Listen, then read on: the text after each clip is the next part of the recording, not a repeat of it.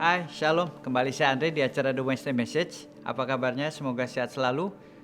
Minggu ini saya ingin membagikan sesuatu yang saya dapatkan di dalam perenungan firman Tuhan, yaitu dengan judul Preparing for the End Time, atau mempersiapkan diri untuk akhir zaman. Nah saudara, mungkin saudara sering mendengar khotbah-khotbah tentang akhir zaman. Mungkin di gereja saudara maupun di YouTube atau di mana-mana saudara mendengar tentang tanda-tanda akhir zaman. Dan memang betul saudara, tanda-tanda sudah semakin dekat. Tanda kedatangan Tuhan sudah semakin dekat.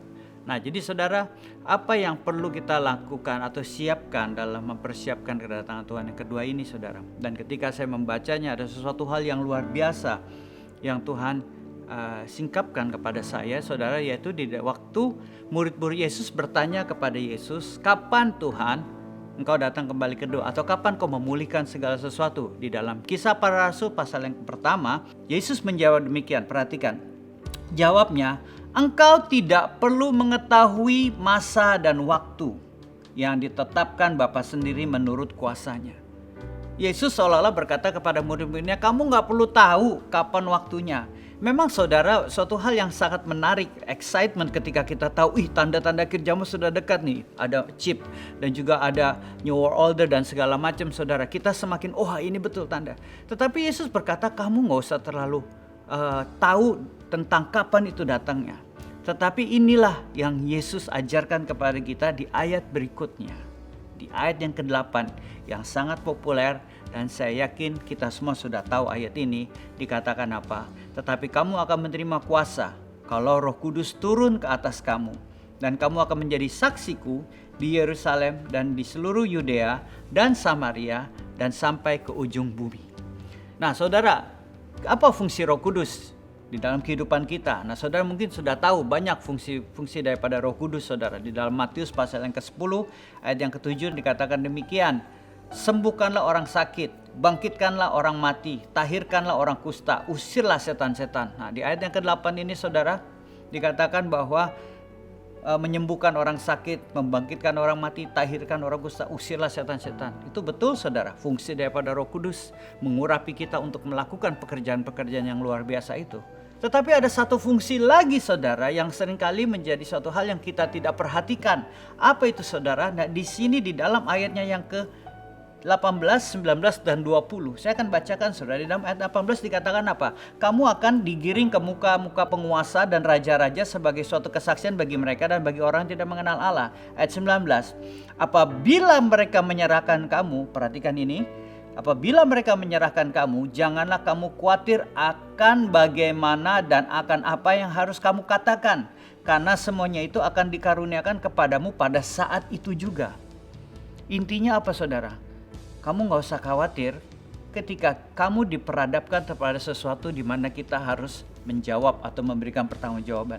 Saudara, seringkali di dalam kehidupan kita, di dalam pekerjaan kita, di dalam usaha kita, di dalam rumah tangga ataupun di dalam hal apapun, kita diperhadapkan kepada sesuatu di mana kita harus memberikan suatu jawaban atau pertanggungjawaban atau mengambil keputusan saudara. Nah pertanyaannya adalah, kita kadang-kadang tidak tahu harus bicara seperti apa. Tetapi ketika kita mempunyai Roh Kudus, Tuhan akan memberikan sesuatu hal yang luar biasa untuk kita dapat ucapkan. Kenapa? Perhatikan ayat yang ke-20. Karena bukan kamu yang berkata-kata, melainkan Roh Bapamu, Dia yang akan berkata-kata dalam kamu.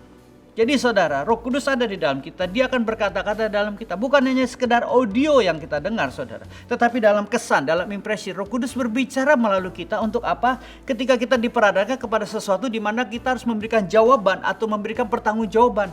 Disitulah fungsi Roh Kudus bekerja. Dikatakan kita gak perlu planning, gak perlu merencanakan apa yang mau dikatakan. Tenang aja, Roh Kudus yang akan berbicara.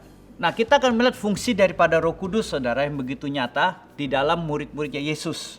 Saudara, ini terjadi di dalam Kisah Para Rasul pasal yang ketiga, di mana Petrus dan Yohanes pergi ke bait Allah dan berada di suatu gerbang yang disebut Indah. Di situ ada seorang yang pengemis yang lumpuh saudara. Nah orang ini meminta sedekah kepada Yohanes dan Petrus. Dan saudara perhatikan jawaban daripada Yohanes dan Petrus, dikatakan begini. Emas dan perak tidak ada padaku, tetapi apa yang kupunyai kuberikan kepadamu. Demi nama Yesus Kristus orang Nazaret itu, berjalanlah. Tiba-tiba saudara, orang pengemis ini yang lumpuh ini tiba-tiba dibantu oleh Yohanes dan Petrus berdiri dan dia seketika bisa berjalan. Orang sangat takjub luar biasa. Mereka sangat kagum oleh karya Allah. Ini adalah fungsi Roh Kudus saudara. Tapi apakah stop sampai di situ saudara? Tidak saudara. Kenapa? Karena mujizat yang terjadi itu terjadi suatu kegaduhan yang luar biasa. Orang pada heboh, wah ini ada mujizat terjadi, orang yang lumpuh bisa jalan. Sampai akhirnya para imam-imam dan ahli Taurat memanggil Petrus dan Yohanes untuk menyidangkan mereka dan mempertanyakan, kenapa kok bisa ini terjadi? Nah saudara, disinilah fungsi Roh Kudus kedua yang terjadi kepada murid-murid Yesus juga. Selain melakukan mujizat, menyembuhkan orang lumpuh, tapi kita perhatikan waktu mereka disidang saudara, di Kisah Para Rasul pasal yang keempat ayat yang ke-8 dikatakan demikian. Maka jawab Petrus, penuh dengan Roh Kudus. Perhatikan di sini, penuh dengan Roh Kudus saudara. Dikatakan apa? Hai pemimpin umat dan tua-tua, jika kami sekarang harus diperiksa karena suatu kebajikan kepada seorang sakit dan harus menerangkan dengan kuasa manakah orang itu disembuhkan, maka ketahuilah oleh kamu sekalian dan oleh seluruh umat Israel bahwa dalam nama Yesus Kristus orang Nazaret yang telah kamu salibkan, tetapi yang telah dibangkitkan Allah dari antara orang mati, bahwa oleh karena Yesus itulah orang ini berdiri dengan sehat sekarang di depan kamu. Nah di sini kita lihat fungsi Roh Kudus saudara. Bukan hanya menyembuhkan orang sakit, tetapi mengurapi daripada mulutnya Petrus dan Yohanes, sehingga penuh dengan Roh Kudus, sehingga dia penuh dengan hikmat. Dia bisa berkata-kata, hei kamu menyidangkan kami untuk sesuatu kebaikan loh, bukan sesuatu kejahatan. Nah maka itu saya akan jelaskan dengan kuasa mana. Dengan kuasa daripada Yesus yang mati di kayu salib, yang kamu salibkan itu, kita melakukan mujizat ini oleh karena kuasa daripada Tuhan. Berapa banyak daripada kita, ya saudara, kalau kita bicara tentang Roh Kudus, yang ada di pikiran kita adalah mujizat, melakukan kesembuhan, membangkitkan orang mati, mengusir setan. Itu betul saudara, tidak salah. Tapi berapa banyak daripada kita bahwa Roh Kudus itu juga adalah suatu hikmat ya surga yang luar biasa, yang Tuhan berikan ke pikiran kita dan hati kita, sehingga kita tahu bagaimana harus berkata-kata. Sama seperti handphone ini saudara. Berapa banyak kita mempunyai handphone, tapi kita hanya pakai untuk telepon saja atau untuk chatting saja. Tapi tidak tahukah saudara bahwa dengan handphone ini kita bisa tahu berita-berita terbaru, kita bisa lihat cuaca hari ini, kita bisa melihat jalan supaya tidak tersesat dengan maps, kita bisa tahu kemana pergi. Begitu banyak fungsi daripada handphone. Kalau kita hanya menggunakan hanya untuk telepon atau chatting atau untuk foto, padahal fungsinya banyak saudara. Demikian juga saudara dengan Roh Kudus. Roh Kudus mempunyai fungsi yang begitu banyak dalam kehidupan kita. Tapi jangan kita hanya mau untuk mujizat, untuk ini itu, tetapi banyak hal yang Roh Kudus bisa lakukan. Dialah yang akan menuntun kita dalam kebenaran. Mungkin saudara bertanya, saya ini orang biasa, saya ini tidak terpelajar. Saudara, mungkin saudara berkata gitu, saya dari kampung, saya bukan orang yang berada dan segala macam. Saudara, jawabannya ada di firman Tuhan. Ketika Petrus dan Yohanes memberikan jawaban kepada imam-imam itu, mereka sangat kaget saudara. Kenapa? Kita baca ayat yang ke-13 dikatakan, ketika sidang itu melihat keberanian Petrus dan Yohanes dan mengetahui bahwa keduanya orang biasa yang tidak terpelajar, heranlah mereka. Saudara, Tuhan tidak memandang orang, tetapi Tuhan melihat hati siapa yang mau dipenuhi oleh Roh Kudus. Ketika Roh Kudus ada di dalam kita, orang yang tidak terpelajar sekalipun, orang biasa sekalipun, Roh Kudus sanggup melakukan perkara-perkara yang luar biasa melalui kehidupan mereka.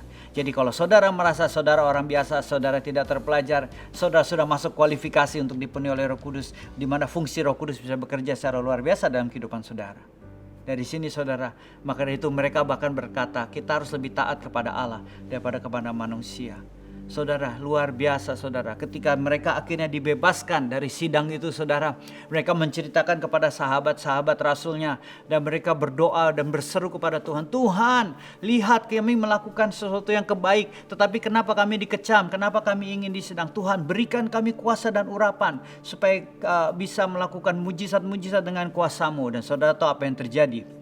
Di dalam ayat yang ke-31 dikatakan begini, dan ketika mereka sedang berdoa, goyanglah tempat mereka berkumpul itu, dan mereka semua penuh dengan Roh Kudus, lalu mereka memberitakan firman Allah dengan berani.